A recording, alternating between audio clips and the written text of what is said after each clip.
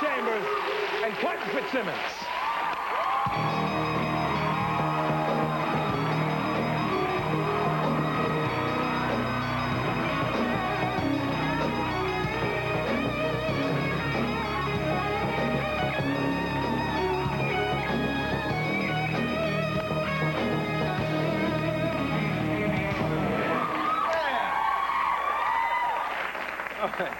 Now, do I have to call you Cotton? I have a problem with the word. Well, I think it's... I would say this. I'm glad they called me Cotton. I hate to be Whitey in the NBA. Well, how would you evaluate him as a coach? Oh, my. Truthfully? Really? Yeah, truthfully. No, he is the best thing that's happened to me in the NBA as far as a coach. He lets you go out and play your game, and he highlights the good things and not the bad things. And therefore, the players that play for Cotton Fitzsimmons are always playing their best years of basketball. When you play for Cotton, you play your best basketball. And that's, you know, that's what's made me what I am today. Yeah. Yes. What or when was the most exciting moment of your career? Well, there's been a few. Probably at the time, and maybe even reflecting back on it, in '87, the All-Star game where I was the MVP, and we had such a great game in front of my hometown fans at the time in Seattle. Mm-hmm.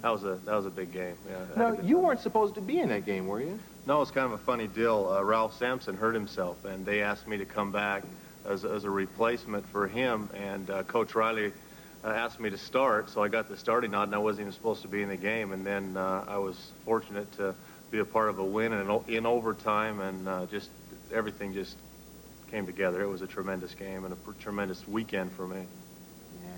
When you're playing in an all-star game, or let's just say during the regular season, who gives you the hardest time in your stadium there? I mean, what player do you hate to see getting off the bus? Well, he's a local guy. Probably James Worthy is about as tough as an opponent I have to guard. Yeah. Every time you play against him, he gives you a tough game. You never have... James really doesn't have bad nights. Even if his shooting isn't on, he's always working. His defense is tough, his rebounding. He just has a real complete game. Plus, he's tall and he's quick. And lots of times you get a tall guy who's not quick or a quick guy who's not tall, but he has the whole package. And so he's probably, and we see him a lot, as you know, he's probably the best one I play against. Now, you all have the X-Man up in Phoenix. He's a former teammate of yours. Did you have anything to do with bringing him? Well, they asked me about him, Cotton and Jerry, and when they were inquiring about X and if he could help out our team and what type of a person he was, and I made a few comments to the fact that I'd like to play with him again. We played with each other before in Seattle, but it's almost like you don't appreciate a person until you're gone from them, and then when you come back and have that start over again, it's really worked out well. Because there were rumors that you all didn't get along when you were up there. Any truth to that? There's lots of rumors that go around. Anytime you're as competitive as Xavier and I, that's why we say X, by the way, X and I are, you get into some altercations and things in practice, but no, we always got along well and really played well together. Our best years have always been together. Yeah. Cotton, is that what you needed? Are you going all the way this year? Well, I hope we go all the way, but as I said last year, if you're going to go to the NBA Finals, you had to take that bus through the Forum to get there. Yeah. Now, it looks like Portland's got all the athletes on one team, but as long as Magic's breathing, I'm always concerned about going to the Finals, and he is breathing.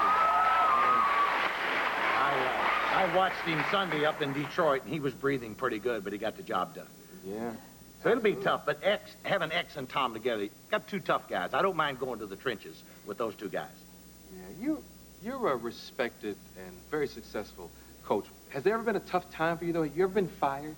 I've been fired. You haven't lived until you've been fired. You been fired? Oh, yes. Oh, yeah, no question about it.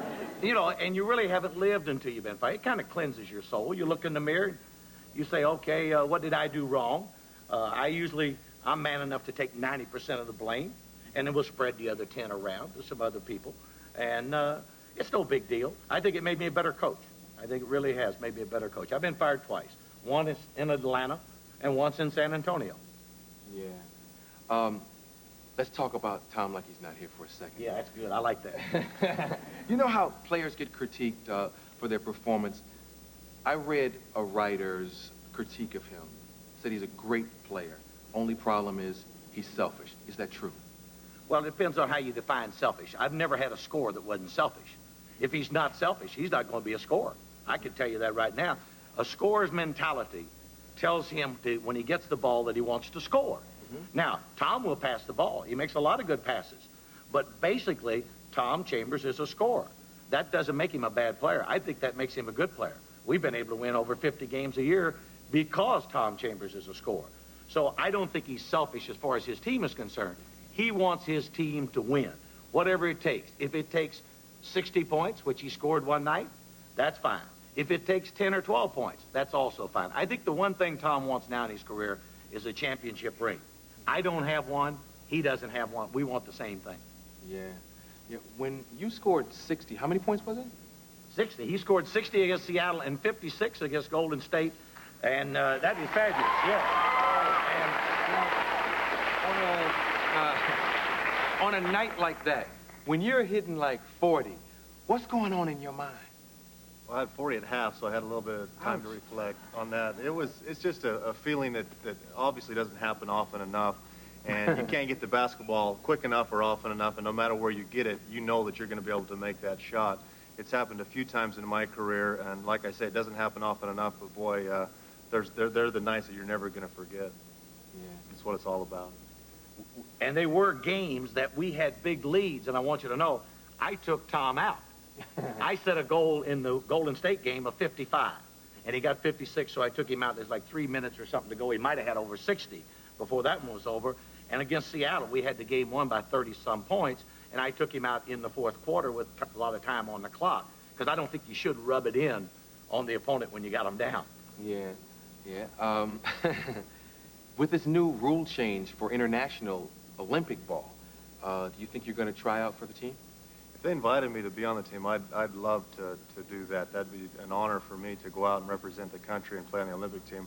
I wanted to. I tried in '80 and didn't make it, but I'd love to come back and have that chance. Yeah. Chuck Daly is the coach? Chuck Daly, they couldn't have picked a finer coach. Would you like to be his assistant coach? I would be happy to be his assistant coach if they asked me. I can assure you, anytime you can go and represent the United States in the Olympics, I think that's a great honor.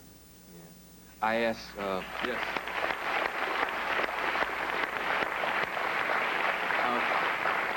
I asked David Robinson this question, so I'll give it to the two of you.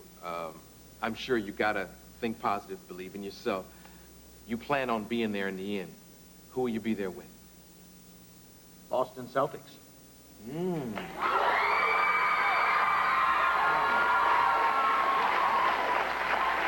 Boston team look good this year to you, Tom?